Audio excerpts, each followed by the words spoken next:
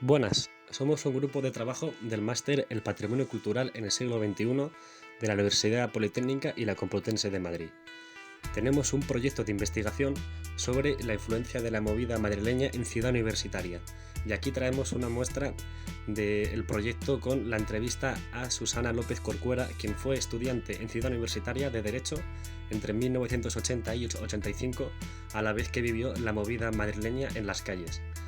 De esta manera, presentamos en estos minutos una manera de sumergirnos en la época y aprender cómo se vivió la movida madrileña y su influencia en la ciudad universitaria.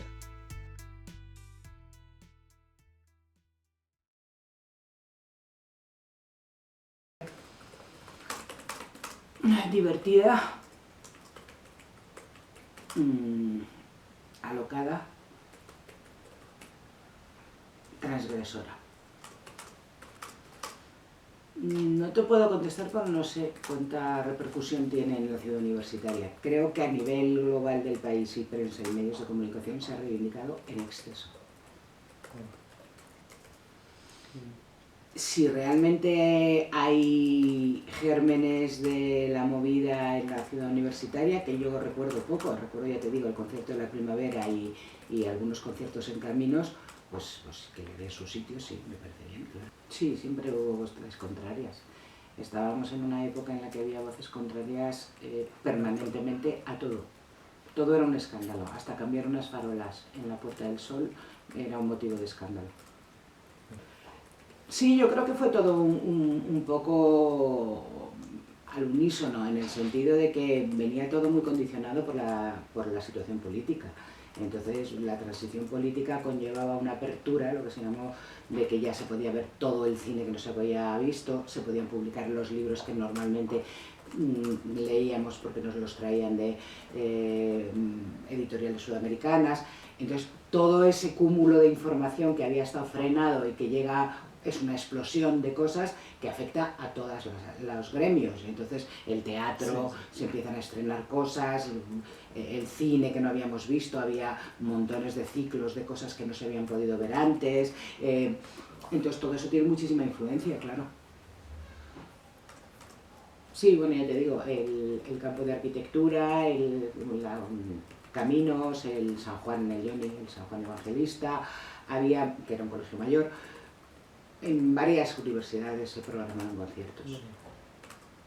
Yo creo que al principio surge de una manera muy normal, o sea, muy natural, como reflejo de lo que estaba pasando en la calle, en la gente joven de una determinada clase social, que por supuesto era la universitaria.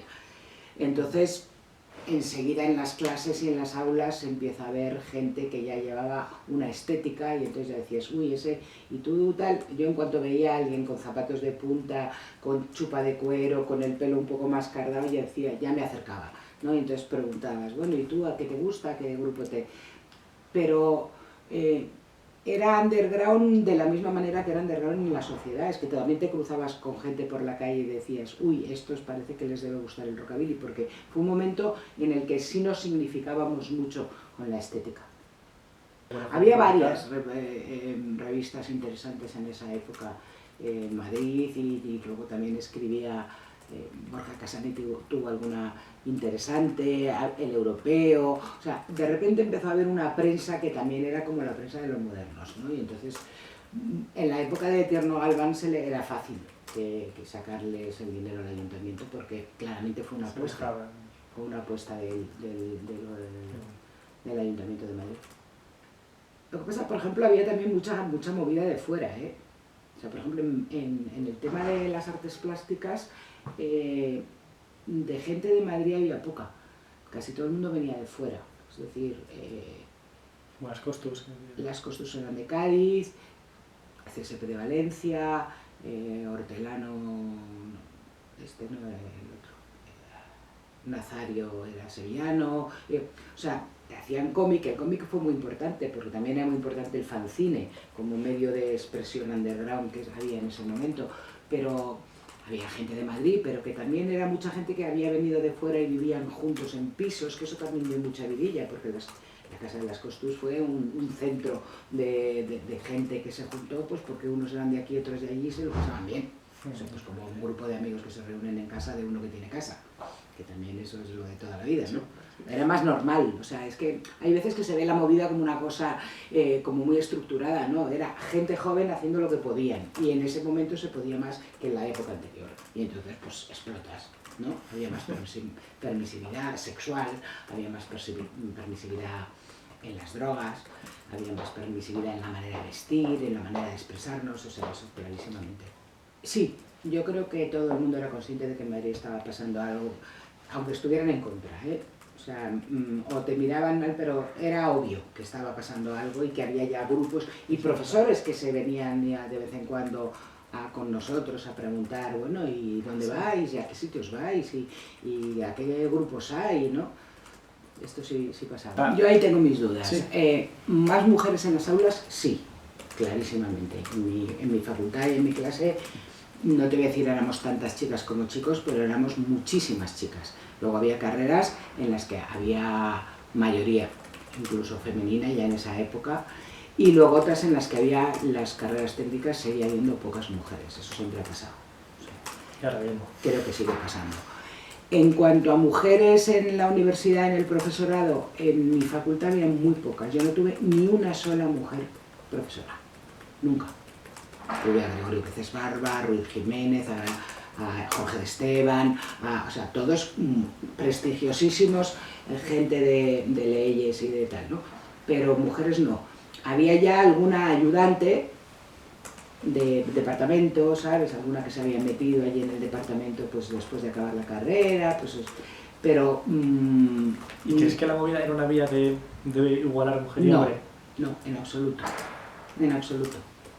La movida era exactamente lo mismo que ha sido toda la vida, la única diferencia. De hecho, había muy pocos grupos con mujeres cantantes. Había 2 o 3. En la mayoría de los grupos las mujeres las llevaban, los que llevaban, porque la mayoría eran grupos de hombres, o sea, en realidad destacaban por lo que se ha destacado siempre las mujeres, por su físico. No. ¿Y con el paso de los años no hubo alguna reivindicación interna feminista dentro de la vida madrileña? No, por el paso de los años, bueno, yo tengo amigas, una que está en los Monaguillos, que reivindica mucho el que ella estuvo en un grupo y que ella, pero era una individualidad. La realidad es que la movida madrileña no tuvo nada de reivindicación feminista. Y el rock, o sea, que era en paralelo, que también había grupos de rock, sigue siendo hoy en día lo más machista que existe. Y eso lo he vivido en giras, yo con 70 tíos. O sea, es tremendamente machista. No hay nada más machista que una sala de ensayos y las groupies. Entonces tú, ¿sabes? Ahí estás allí como las novias de, la mujer de, la... Sí, yo recuerdo... No eres yo, por ejemplo, trabaja en... yo era diferente porque yo trabajaba en la radio. Pero yo recuerdo ir a los locales de ensayo a ver un ensayo de un grupo y las que había eran las novias. Y las novias no abrían la boca. Yo lo que pasa es que como iba un poco, que era profesional, pues bueno, entonces en algún momento, ¿qué te ha parecido? ¿Y qué te gusta? ¿Te gusta el tema o no? Pero lo normal es que las mujeres eran... En el rock siempre ha sido así, el rock es muy machista. No, y la movida, hombre, lo único que pasa es que hubo más visibilidad de mujeres, pero a la hora de la verdad, ¿qué mujeres había en la movida que hayan partido la pana? Algunas sí, un calele, vale, que es rara avis también. Yo tampoco creo que fueran silenciadas. Es que yo creo que las que tenían talento salieron, lo que pasa es que no había mucha... Vamos a ver, el talento tiene que ir unido a la preparación, al estudio, a la dedicación. Entonces, el gran problema de la mujer es cuando se incorpora la mujer realmente a poder dedicarle el mismo tiempo que un hombre, ¿sabes? Ese es el problema. Es decir, ¿por qué no hay mujeres, ¿por qué no hay mujeres médicos en el siglo XIX? Pues primero porque no tenían acceso a la universidad, fundamentalmente, ¿no? Y segundo porque eran madres. Y entonces no se puede estar en todos sitios. Entonces, el problema siempre ha sido el mismo. En la movida, hombre, había muchas mujeres que queríamos ya estar en la universidad, estudiar, tener una carrera, ya era otra mentalidad. Pero la realidad es que no te trataban especialmente. Yo, por ejemplo, en la facultad fui una alumna medianamente brillante, Y tengo algunos amigos que luego han sido además directores de revistas muy de la movida, Primera Línea y cosas así, que se morían de celos. Y siempre achacaban, es que claro, como le gustas al profesor, no tío, es que mi examen es mejor que el tuyo, punto pelota. Siempre eso ha existido, siempre. Eso ha existido siempre, además yo creo que sigue existiendo. La movida tiene una visión muy tremenda de lo que ha sido una generación un poco perdida, en el sentido de vivirlo todo sin freno, sin ninguna información, como el toro cuando le abren la puerta y sale ¡uah! Desbocado, y el que no ha tenido la suficiente cabeza para decir espera, que esto no puede ser... Bueno, y para mí es una tristeza tan grande que tengo verdadera aversión al mundo de las drogas. Pero, o sea, en cuanto leo una novela y digo, que va de elogiar, fuera, no, porque ha habido un rasero muy amplio. Y yo creo que con las drogas no hay que tener ningún rasero amplio.